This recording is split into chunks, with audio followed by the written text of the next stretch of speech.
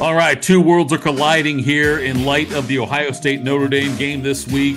I am Jeff Thitoff, Tito, they call me, host of the Buckeye Daily Blitz. He is Rob Thitoff. He is RPT. He is a host of Fighting Irish Daily Blitz. And with the game coming on this week, we thought we would have a kind of a joint podcast and talk about things.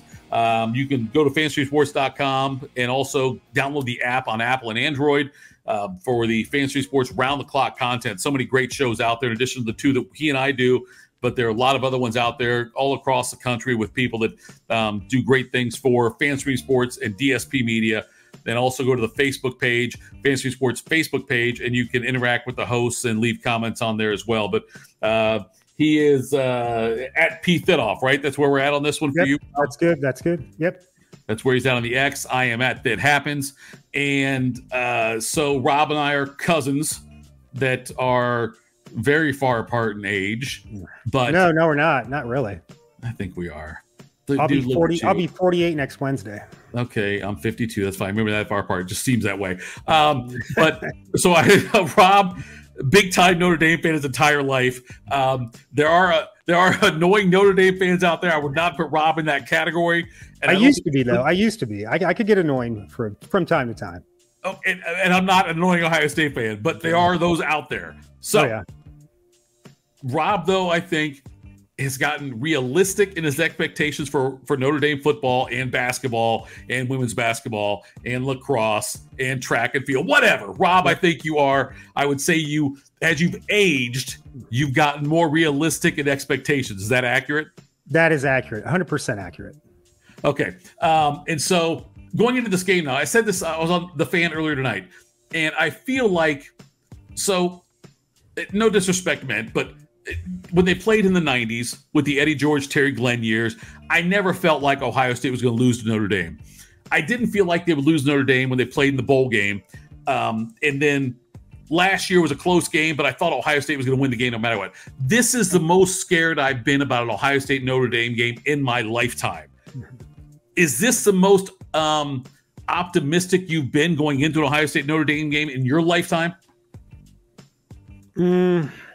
Yes, but I'm still not to get too far ahead here. Sure. But I still think Ohio State will win this game. But yes, this is probably the best quarterback we've had. Sure. Probably the best defense.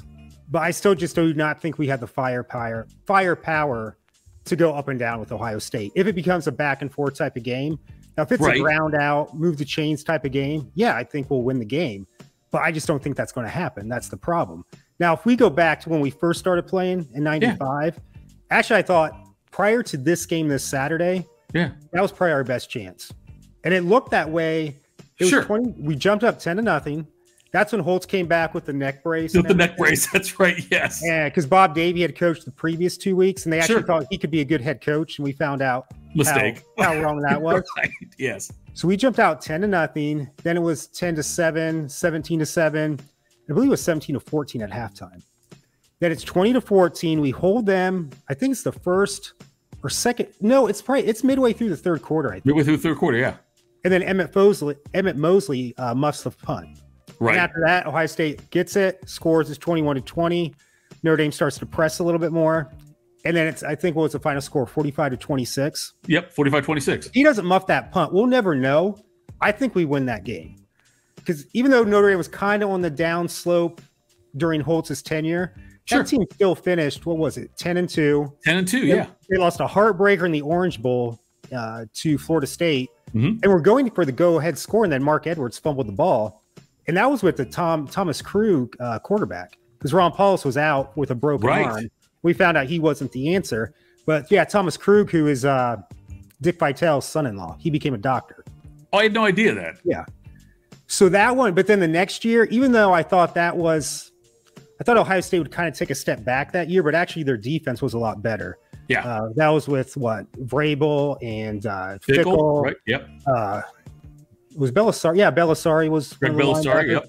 I just didn't think the quarterback situation. That was the two platoon. Now, I didn't know how good Joe Germain would be, though. To me, the best quarterback I've seen at Ohio State to this day, I would take Joe Germain every single day and twice on Sundays. God, see, I would say Germain up until a few years ago, because I'm telling, and this is the conundrum when it comes to like with Ohio State. Not to get too far off topic though, like their quarterbacks though that put up great numbers at Ohio State and then fizzle out in the pros. So maybe you're right. Maybe Joe Germain was the most pro-ready quarterback that Ohio State's had. I mean, like, you know, Haskins, Fields, C.J. Stroud, these guys all but had the opportunities though to play with elite receivers that were always open. You know what I mean? It's much easier to throw to them. Whereas I think Jermaine was maybe a better quarterback there. That's a good point on that one. But ironically, though, but ironically, Stanley Jackson had a pretty damn good game that game. He did. Yeah, Stanley Jackson was a great college quarterback. He had a great game because I always thought he's okay. I thought they just should have stuck with Jermaine the whole year. Yeah. But Stanley played a great game at Notre Dame, and that score wasn't even it was what 29-16. Yeah, it wasn't even that close. So I would say that one we really didn't even have a chance. And then the Fiesta Bowl with Brady Quinn's sister wearing the half jersey, the Hawk and Quinn jersey. Offensively, I thought we could compete, but that defense was atrocious. You found out how bad Charlie Weiss's defenses were going to be at Notre Dame. Sure, and we just couldn't keep up. Now I'm not saying that's going to be the way Saturday, but I still think, even though this is a much better defense than the 2005 team, there's just so much firepower in the receiver room for and plus the running game too. And then what was it? The Fiesta Bowl of 2016? No chance. Even though that to me, if Malik Zaire doesn't get hurt early in the season, and we had to go to Deshaun Kaiser, who very talented, but he was a prima donna, not a great leader. He was in over his head. Yeah. Right. But they had 9 true freshmen playing in that game because of injury. Now, let's say everybody was healthy that year. Malik Zaire doesn't get hurt. We go in full, and we have an actual defensive coordinator and not the inept Brian Van Gorder. Right. The defensive coordinating staff we had the next year, or no, 2 years in 2017 when they got Mike Elko and Clark Lee. Elko now is at Duke and doing good things.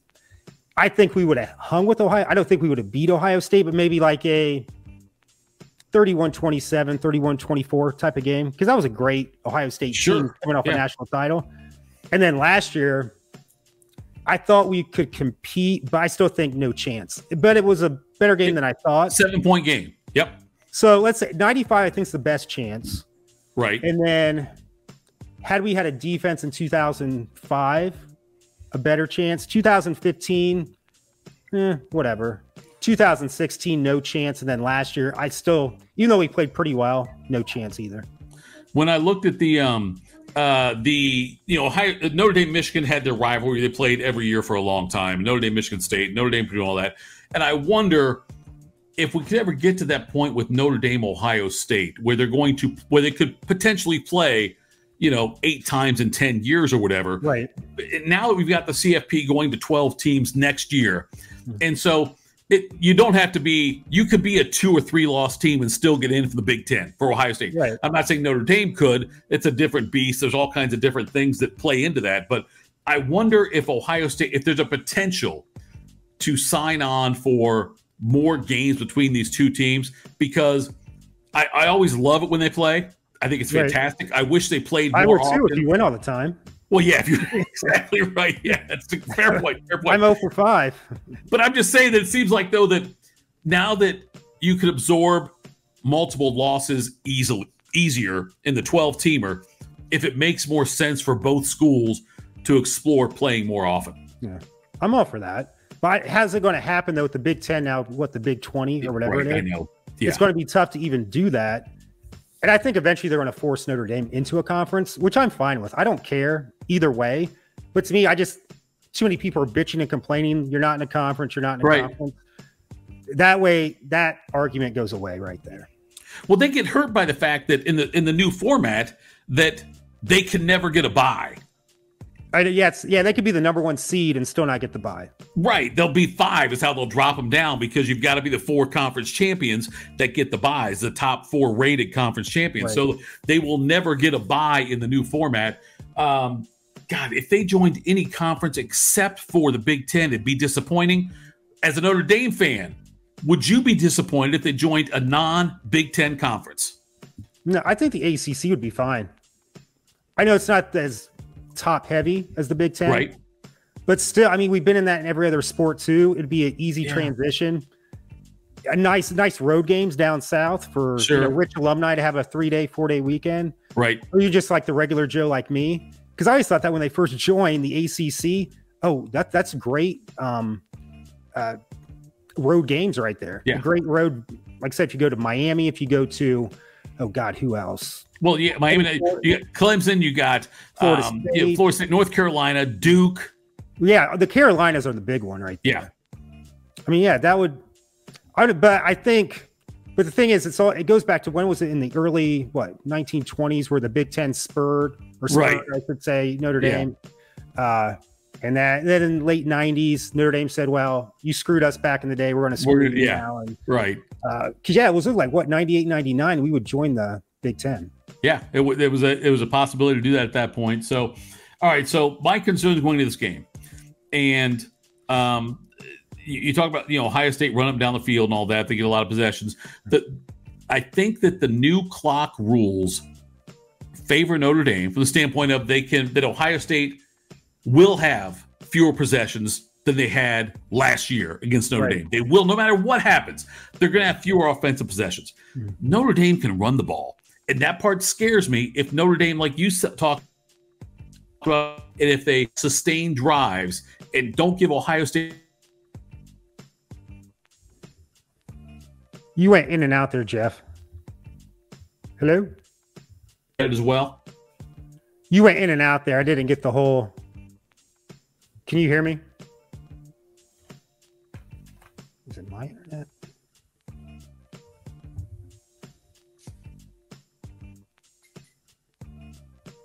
Hey, Jeff, you're froze.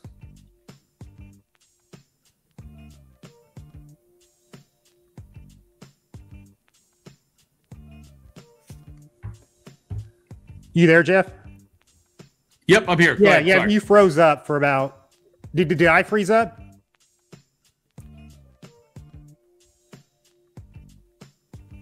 You did for a moment, but go ahead. Okay, well, Tim will let. So is your question about the running game, or?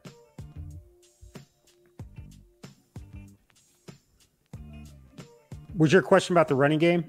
Yeah, if Notre Dame does that, if they're able to establish the running game and keep Ohio State's offense off the field, that could be a huge advantage for Notre Dame and a big-time red flag for Ohio State. We can go 5 deep in the running back room. Yeah. You got Audric Estime. You got Jabron Payne, Jadarian Price.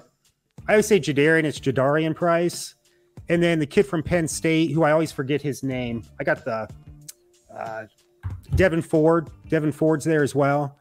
And then the really good freshman, Jeremiah Love Jr. I mean, that guy, he's like a reincarnation of Ricky Waters. I know there's only one Ricky Waters, but just watching his running style, that upright position like an Eric Dickerson, and his legs just keep going and going and going. But, oh, yeah, definitely. But we've had a lot of, not a lot, but a significant amount of negative plays, even Tennessee State. I know that the offensive line's going to have a couple bad snaps here and there. Right. But, man, there's been like some 3-4 yard losses against sub-tier competition. As I said, Tennessee State, Central Michigan this week was just that's what has me nervous about this game because, yeah, we did have a lot of yards rushing, but, man, significant amount of negative plays. And Sam Hartman got dinged up. He's going to be fine for this game. But, man, that offensive line's got to give him a lot more time for this game. And people are forgetting about the NC State game. Yeah, we won by 21 points, but we had about 6 or 7 3-and-outs during that game. And they pressured him pretty good. He fumbled once. That's one thing, too. He's got to, even though he hasn't thrown any interceptions yet this year, he's got to hang on to that ball a little bit more. But to be fair to him, I mean, he got blindsided on those plays. So the strongest quarterback probably would have fumbled that ball. But still, he did have it in one hand. Maybe if he put it in 2 hands, it might have been a different story. But I think, too, yeah, this offensive line's pretty good, but it's not the Cowboys of the 1990s. I think people are kind of overreacting just because Joe Alt's the left tackle, he could be a top 5 pick in the NFL. Sure. I think we're giving way too much credit to that offensive line. And the defense is, like I said, this is growing up a Notre Dame fan, even when they were good with Holtz, it was pretty much bend but don't break with those defenses. Right. And this year, probably the secondary is probably our best attribute for the defense. But still, when you're going up against Marvin Harrison Jr., you know, Carnell Tate, who was close to coming to Notre Dame, Emeka Ibuka, I think that's how you pronounce it. It is, The Fleming kid. Benjamin Morrison can only do so much. I know he's a great All-American, don't get me wrong, but still, it's just, yeah, that's what concerns me. And the D line's been a little bit iffy, especially last week. I mean, they're getting gashed in the first half by Central Michigan, and if we can't stop the run, it's over. You don't even have to pass. I mean, it's over. With Notre Dame, when I watched some of their games, I've DVR'd and watched them, and the secondary, no doubt, a strength. Absolutely. I think that for Notre Dame, the defensive line will be the key if they can stop Ohio State's running game. Because Ohio State, this might be the best secondary Ohio State faces all year in Notre Dame. They do have a veteran secondary, and that's a big deal in that. If they're able to, if the defensive line can apply pressure going in on Kyle McCord and can neutralize the run game, it's going to be a long day for Ohio State potentially. But Notre Dame's offense and Ohio State's offense, they, as far as their success, their execution has been very similar to me, because I feel like both those teams, for the most part, have been inconsistent. You mentioned the 3 and outs. Ohio State's had way too many of those as well. Now, Ohio State blew up against Western Kentucky. The 35 points in the second quarter was phenomenal. But both offenses, though, for a good chunk of these first few games, have had a hard time developing an identity in a game. And so that's going to be interesting to watch, to see which one or both of them can potentially do that and establish a ground game, let the run open up and set up the pass. That's going to be key for both these teams. Hartman, for you guys, though, I mean, awesome. I was trying to think about this, and I talked about it on the air earlier tonight on the Fan with Tyvis, but like, when was the last time you felt this good about a Notre Dame quarterback? Was it Tony Rice? Well, yeah, he only lost 3. He, as a starter, he lost 2 at Penn State. His first, when he took over for Terry Andrewzak when he broke his collarbone in 1987. So Notre Dame was 8-1. We lost by 1 point. They went for 2 points to be, because that's when you couldn't go into overtime back then. You couldn't have, it was time. Actually, Kent Graham, they put Kent Graham in that game for some reason. That's when Kent Graham was at Notre Dame. He threw an interception in the end zone, and it wouldn't even come down to a 2-point conversion. But anyway, he lost that game as a starter. He lost the he didn't start in the Cotton Bowl because they brought Andrewzak. Some say Andrewziak. I say Andrewzak. But anyway, he didn't start that game. The next year they won the national title. And then, or no, I'm sorry. So he lost to at Penn State, then at Miami in the 87 season. We lost 24-0. And then he lost to at Miami 2 years later when it was the rematch of the Catholics versus he only lost 3 games. And his numbers were, it was a different time. It was an option-oriented offense back then. He had a hell of an arm, don't get me wrong. But he was never going to be a quarterback in the NFL. Even on today's standards, he probably wouldn't have been an NFL quarterback. Maybe a receiver. He did get drafted because he was such a great athlete by the California Angels in 1990. But that never got to anything as a Major League Baseball career. But no, I mean, I felt, again, different time. I didn't like Brady Quinn. I mean, he was good, but the more I think about it, he had great receivers. The system really helped him. I mean, with Charlie Weiss. Actually, I would have taken Jimmy Clausen over him, but he had the most shittiest defense around him. I mean, I think his best season at Notre Dame was 6-6. So he really didn't have a chance because, he had Michael Floyd, Gordon Tate, and those guys, but they had to score about 50 points to be in every game. I mean, even with Navy, I mean, they lost to Navy. So I would say, Ian Book won a lot of games, but he played for 4 years pretty much too. Hartman scares me. That's the guy. He does scare me. His arm strength, his ability to get all the guys involved, his accuracy, all those things scare me about Hartman. And I haven't felt that way about a Notre Dame quarterback as far as ability to do what it takes to win the game, intangibles and whatnot, leadership. I haven't felt that way about a Notre Dame quarterback since Tony Rice. I mean, that's 35 years ago. I mean, this is the anniversary of Catholics versus Convicts, not the actual date.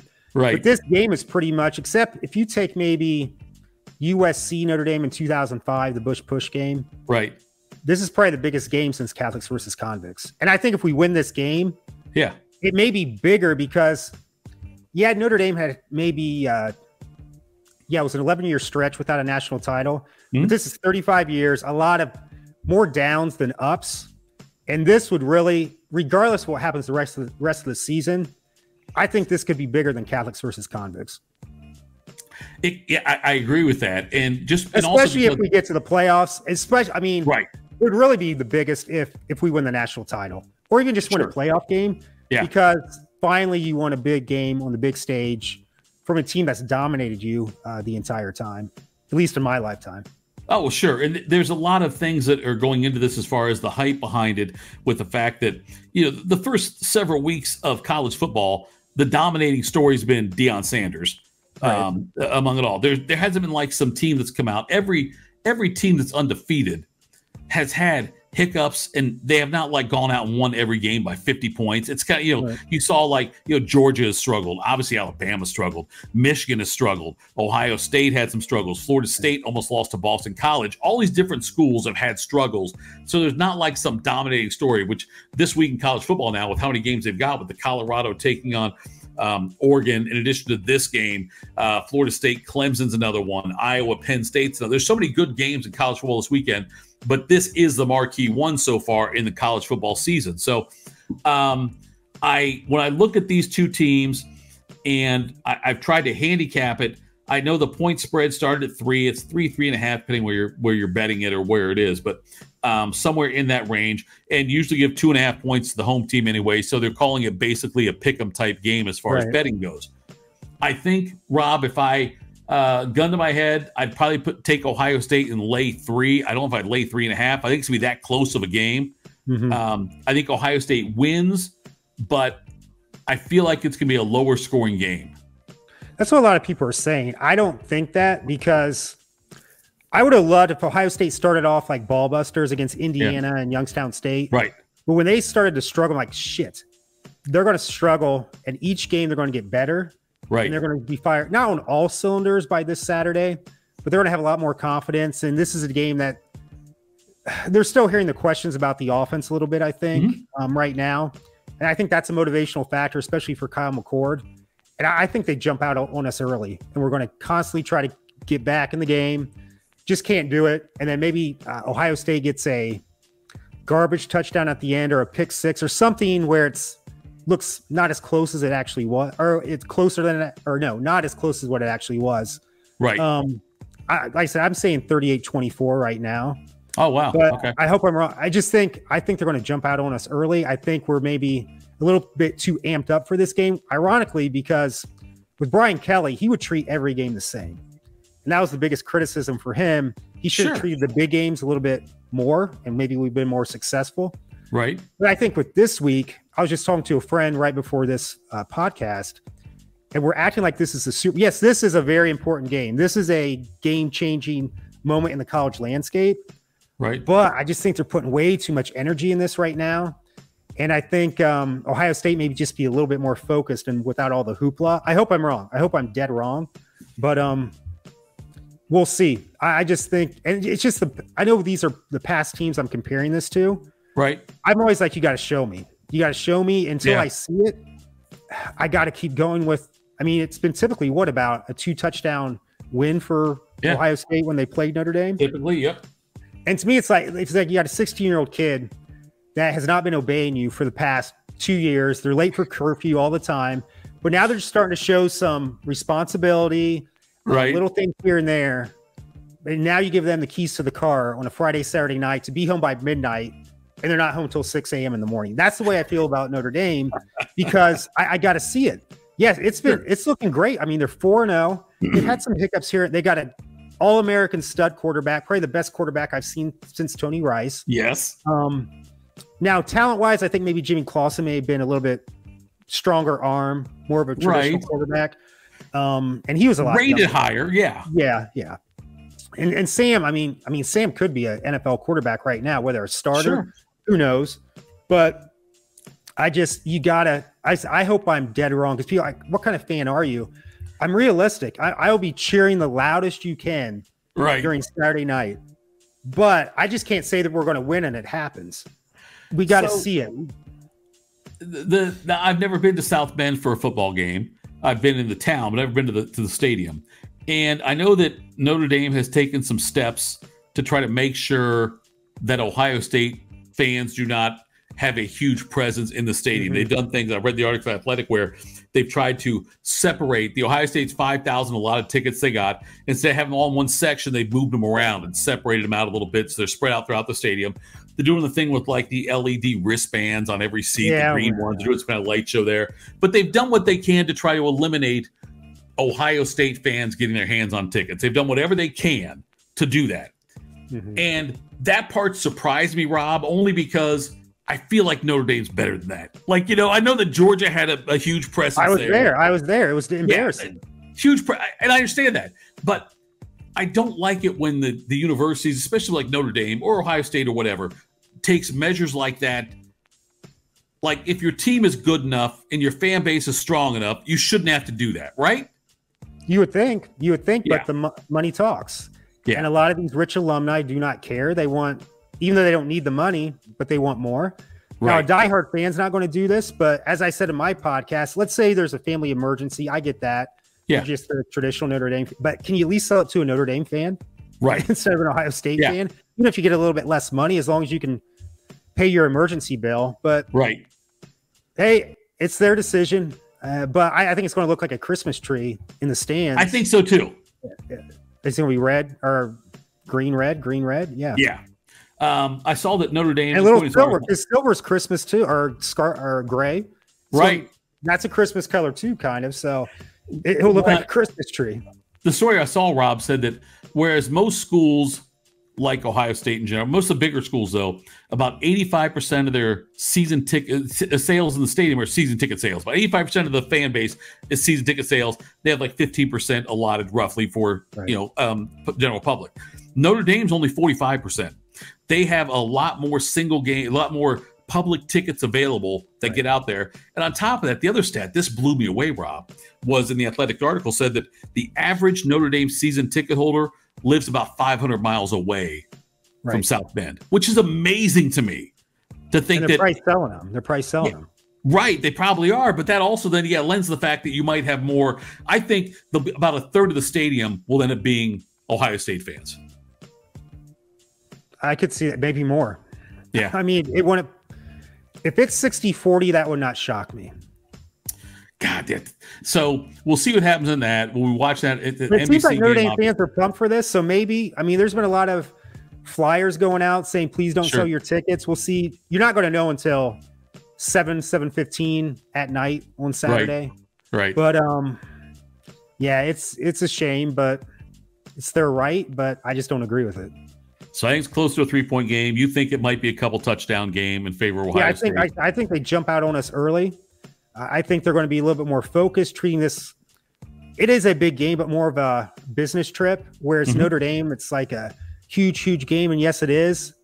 And I think they're just going to be a little bit too overjuiced a little bit. I'm hoping I'm wrong.